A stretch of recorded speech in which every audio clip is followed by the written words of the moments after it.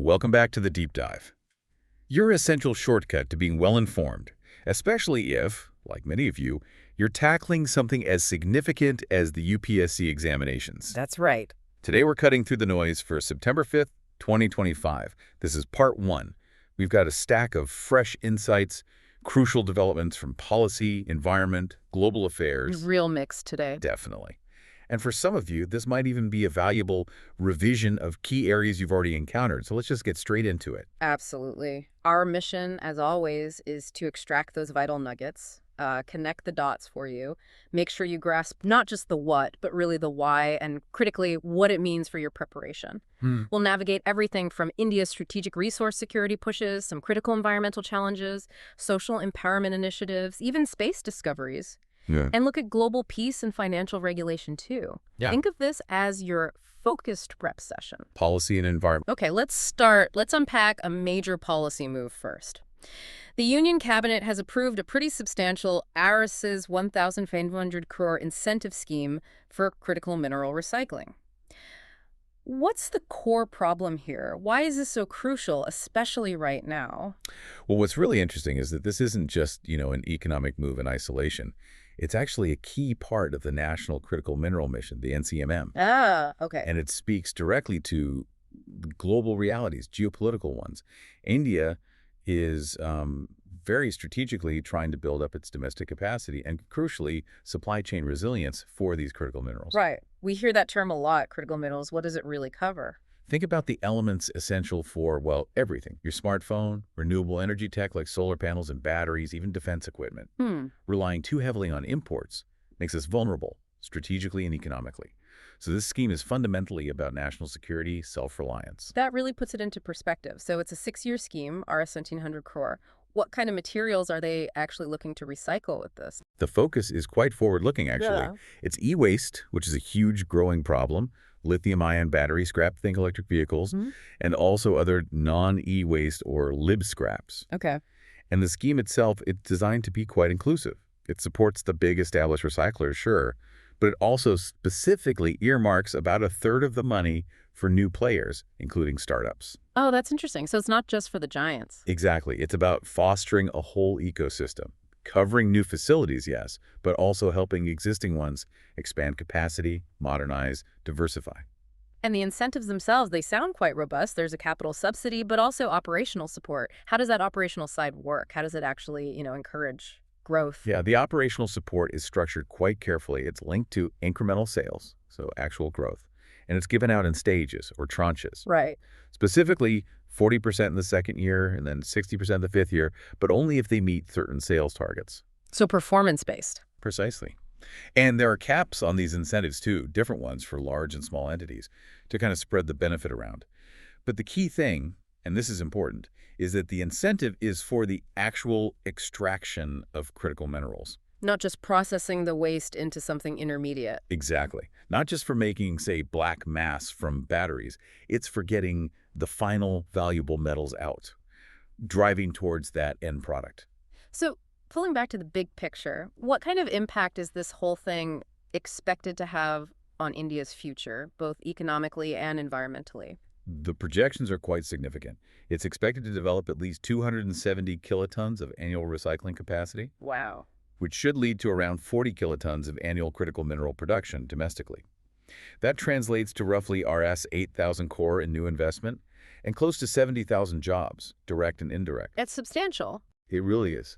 Fundamentally, it's a huge step towards securing essential resources, cutting down our import reliance, and importantly, fostering a greener, more circular economy.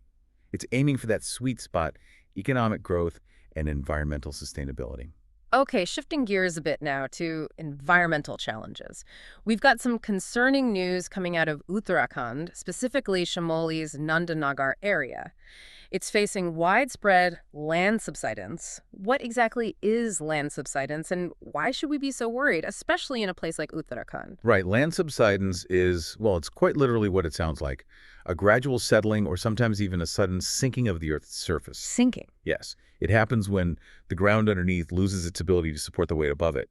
Now, there can be natural causes, volcanic activity, seismic shifts, underground caves collapsing, natural compaction. Okay. But increasingly, and this is the real concern, it's driven by human activities. The main culprit, overwhelmingly, is excessive groundwater withdrawal. Taking too much water out. Exactly. But also things like mining or extracting oil and gas from underground. What's truly alarming is seeing how these actions, things we might not even think about daily, are now causing the ground itself to shift beneath our feet. And the impacts, I imagine they go beyond just a few cracks in the road. They sound pretty severe. Oh, absolutely. The impacts are extensive. Mm. You get significant damage to critical infrastructure, roads, railways, buildings, pipelines. That means huge maintenance costs. Mm. It dramatically increases flood risks, especially in lower areas. And it can permanently reduce the storage capacity of those underground aquifers, making water management even harder. It's a whole systemic problem. It really forces a rethink, doesn't it, about how we build and manage resources. Completely. And it pushes us towards rethinking urban planning, water management, everything, right from the ground up. Oh, Literally. that's fascinating and, yeah, quite alarming, too. I always sort of associated subsidence more with coastal areas, maybe delta regions, but you're saying it's increasingly happening inland now. That is precisely the changing trend, and it's worrying. Historically, yes, it was more common in those low-lying coastal or deltaic zones, but now we're seeing it affect large inland areas, Why? particularly near densely populated cities, major agricultural zones, industrial areas, basically anywhere with really high demand for groundwater. Ah. When you pump out too much water, the underground layers, the aquifers, they compact, the water pressure was actually helping to hold the ground up, take it away, and things settle. Right. It's this ongoing, often gradual process that poses really serious long-term socioeconomic and environmental challenges. It's a stark reminder about unsustainable resource use. And it's not just India. This is happening globally. Okay. Let's move to something a bit more positive on the environmental front. Kerala seems to have achieved a significant milestone. India's first science-based, community-driven eradication of an invasive plant called Senna Spectabilis. Why is this such a big deal? What is this plant? Yeah, this is genuinely a significant achievement, especially for ecological restoration efforts. Senna Spectabilis is an invasive species. It's originally from tropical America, Okay, not native. not native at all. And it's particularly destructive. It forms these really dense, almost sterile thickets, Sterile. meaning not much else can grow under or around them. It effectively chokes out native plants, it can even alter the soil chemistry, and it deprives local herbivores, deer, insects, whatever, of their natural food sources. It severely impacts biodiversity. Think of it like a botanical bully just taking over. A land grabber, as you said, so it's aggressive. I read it's sometimes used for fuel wood, and apparently looks a bit like Kerala's state flower. And its IUCN status is least concern. That seems odd, given how harmful you say it is. Right, those points need context. The least concern status usually refers to the species' global population in its native range, where it might be perfectly fine. It doesn't reflect its devastating impact when it becomes invasive outside that range. Ah, I see the distinction. And yes, it might have some minor uses or resemblance to native plants, which can sometimes complicate control efforts. But the key takeaway here is the broader concept of invasive species. These are organisms causing real ecological or economic harm where they don't belong. How do they even get there? Various ways, sometimes intentionally introduced, sometimes accidentally through things like ship ballast water or escapes from aquaculture or gardens. Their impact can be catastrophic, even driving native species towards extinction. So Kerala's success. It's really vital. It shows that with a science-based approach and, crucially, community involvement, it is possible to tackle these threats and start restoring native ecosystems. It's a potential model for other regions facing similar challenges. Social and governance.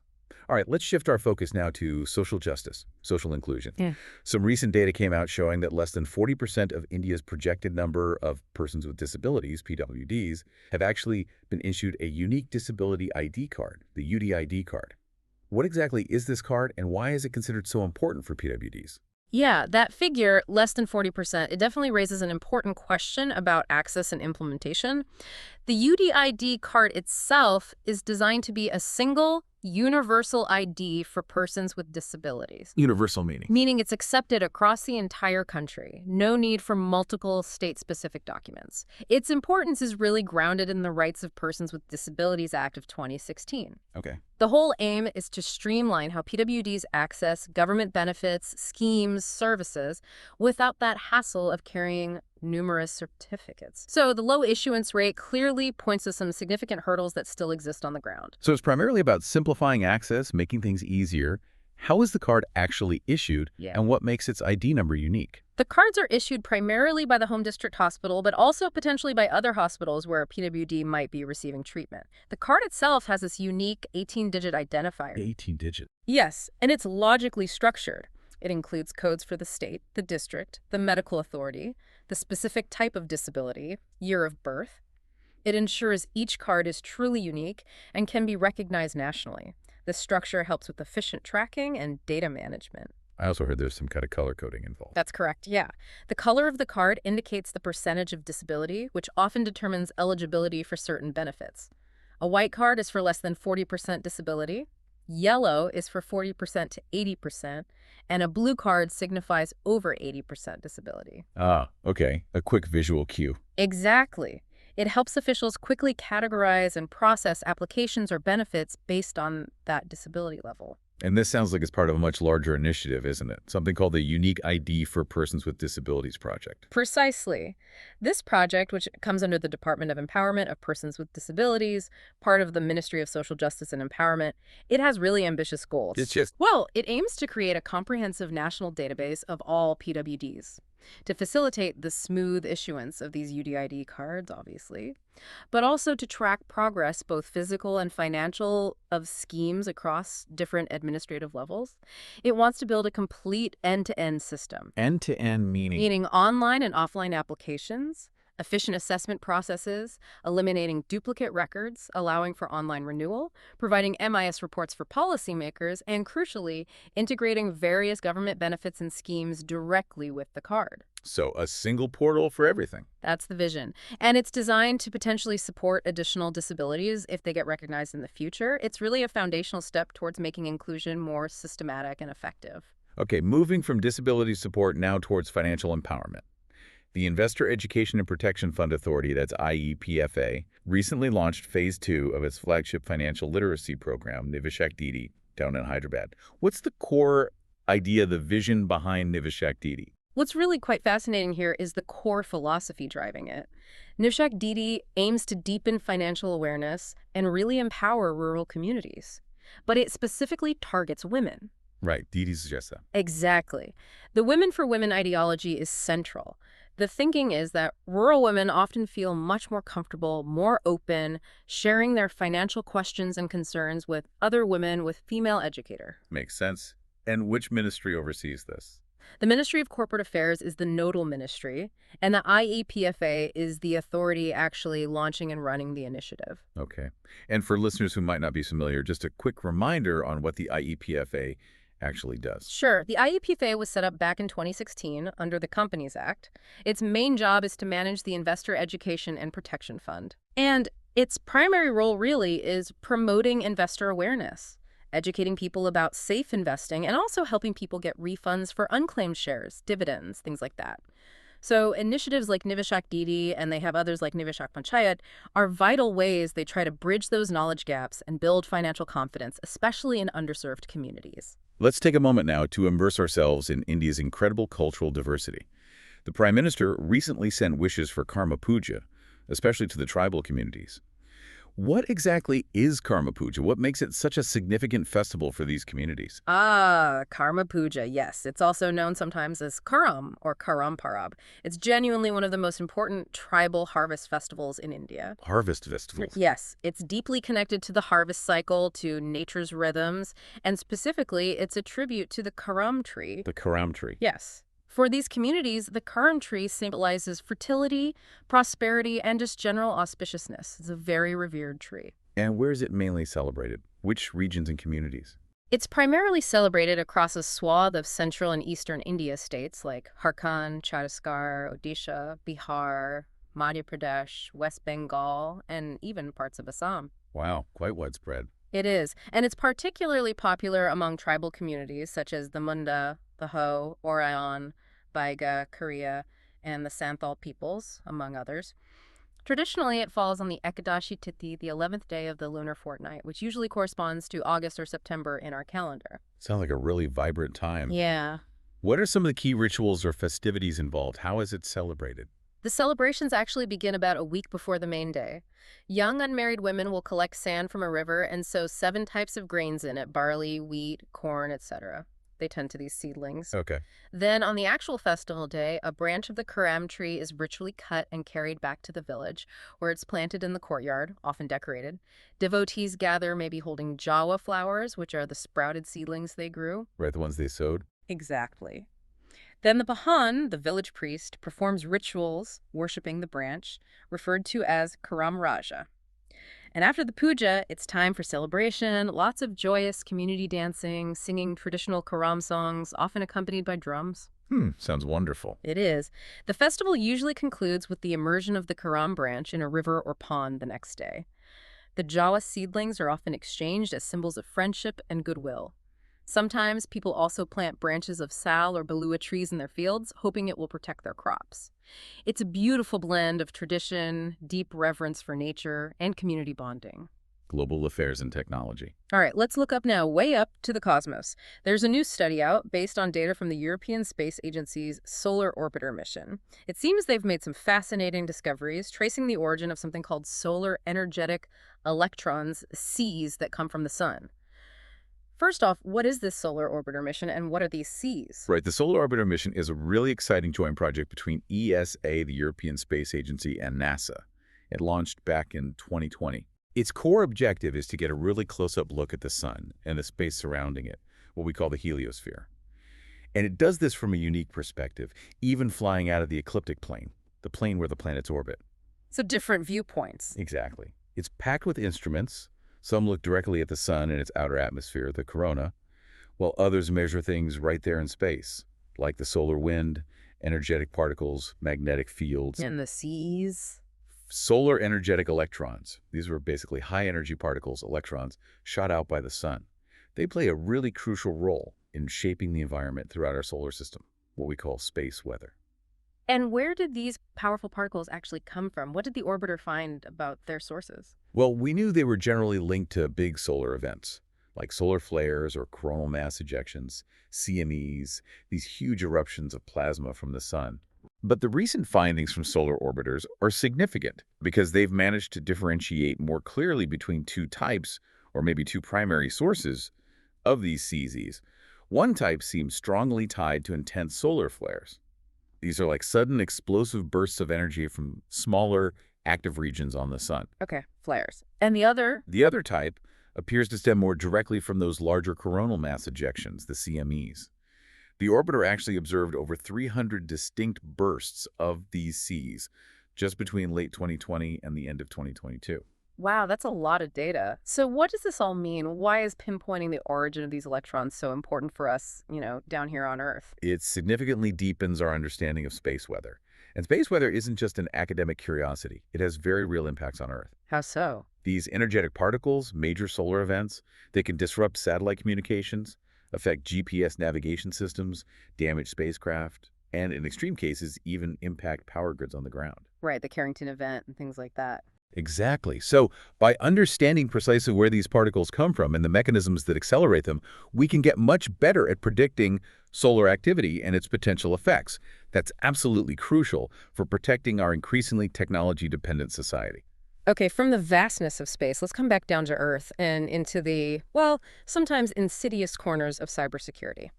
There's been news about the previous U.S. administration, the Trump administration apparently unfreezing a contract that the Biden administration had paused, a contract with a company called Paragon Solutions, which makes something called Graphite Spyware. What on earth is Graphite Spyware, and what can it actually do? Right, Graphite Spyware falls into that category of highly sophisticated, often state-sponsored or commercially sold malicious software. It's designed specifically to gain remote and essentially complete control over someone's mobile phone. Complete control. Pretty much. Its capabilities are, frankly, quite chilling.